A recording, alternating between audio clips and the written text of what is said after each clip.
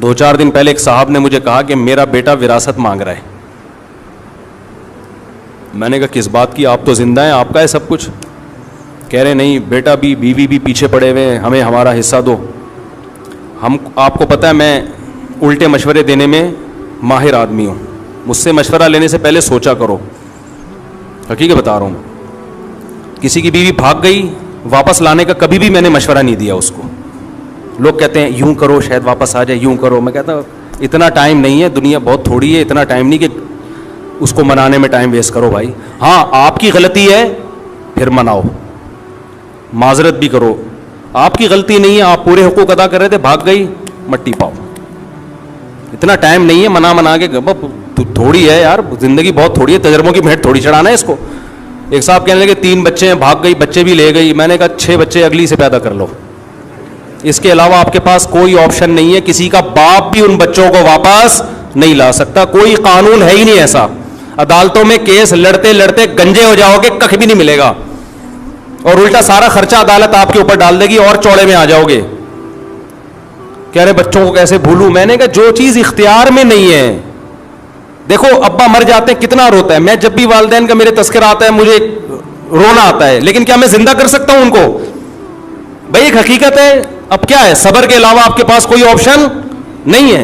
बच्चा मर जाता है तो थोड़े दिन रो के सब्र करना है ना. तो जो चीज इख्तियार में नहीं है उस पर रोना फजूल हरकत है, टाइम वेस्टिंग है. सब कुछ आपकी मर्जी का दुनिया में नहीं होगा. बीवी भागे, बहुत से लोगों की बीवियां भागेंगी भी, बच्चे भी लेके स्टार्ट हो जाएंगी.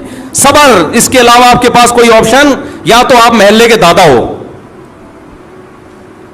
महल्ले के दादा हो तो एक अलग बात है, या दादा बन जाओ, अगले इलेक्शन में आप खड़े हो जाओ, वजीर आजम बनो, बोले ले आ बच्चे, फिर आएंगे.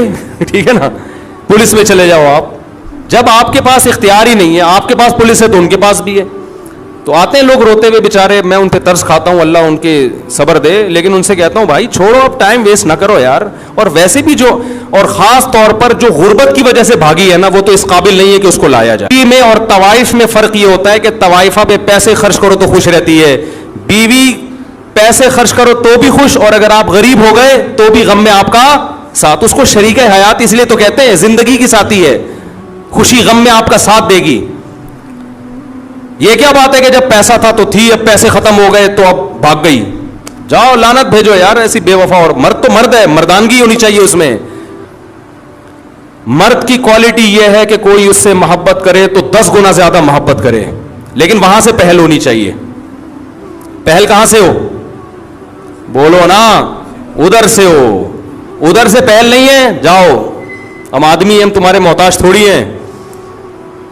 अल्लाह ताला का जो उसूल है ना, कि अल्लाह कहते हैं पहले तुम मोहब्बत करो फिर मैं मोहब्बत करूंगा. तुम एक बालिश आओगे तो मैं चल कर आऊंगा, तुम चल कर आओगे तो मैं दौड़ कर आऊंगा. आना पहल तुमने करनी है, मैं नहीं घसीट के लाऊंगा तुम्हें, क्योंकि वो गैरत वाला है. क्या कि तुम मेरे मोहताज हो, मैं थोड़ी हूं. तो हम उल्टे उल्टे मशवरे देने में माहिर हैं. औरतों को भी ऐसे टेढ़े वेढ़े मशवरे देता हूं. औरतें कहती हैं शौहर नान नफका नहीं उठा रहा, एक ढेला नहीं देता, मोहब्बत की बातें बहुत करता है. मैंने कहा लानत भेजो ऐसी मोहब्बत पे.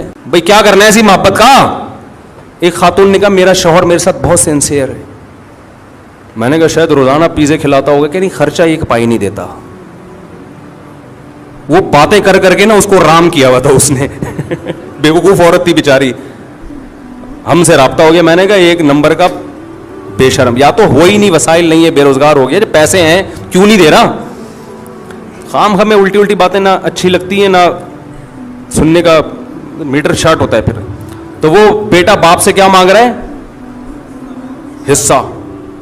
और बेगम भी मांग रही है. बूढ़ा हो गया ना, छोड़ लिया उसको, अब जॉबलेस भी हो गया. वो जो अय्याशियां कराई थी, गाड़ियां भी, इतना मालदार आदमी, सब कुछ दे दिया, अब दौलत पे नजर. मैंने कहा पहली फुर्सत उल्टे मशवरे. पहली फुर्सत में इस घर को बेचो, सारी दौलत लेके इस्लामाबाद शिफ्ट हो जाओ. सही है ना? सारी दौलत लेके.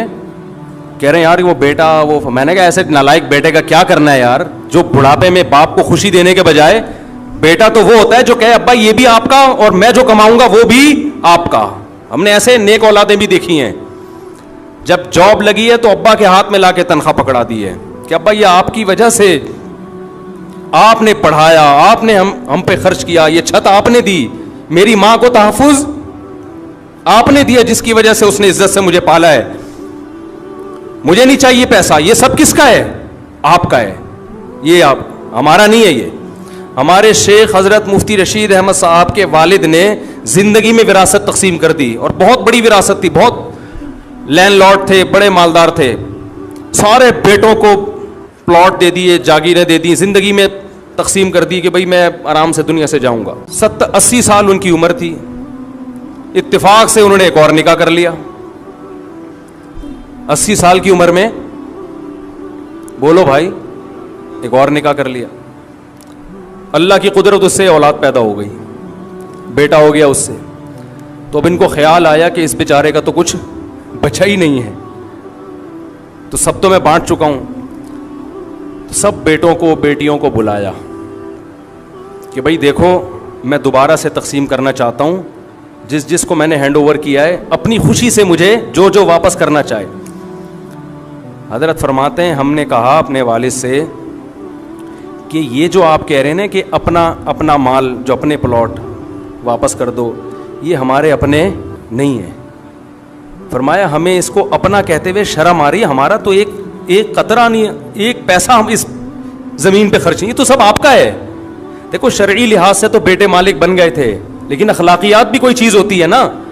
مالک بنایا تو آپ نے, ہمارا کہاں سے ہو گیا؟ حضرت فرماتے ہیں یہ تو ہمیں والد صاحب کے منہ سے یہ جملہ بہت برا لگ رہا تھا کہ یہ ہمارا کیوں کہہ رہے ہیں, یہ بولیں لاؤ میرے پلاٹ واپس کرو. جو غیرت مند اولادیں ہوتی ہیں ان کا ایٹیٹیوڈ یہ ہوتا ہے کہ باپ نے جو چیز دے دی اس کو بھی باپ کا مال سمجھ رہے ہیں, اپنا نہیں سمجھ رہے. جو بے شرم اولادیں ہوتی ہیں وہ باپ سے ان حصہ مانگ رہی ہوتی ہیں.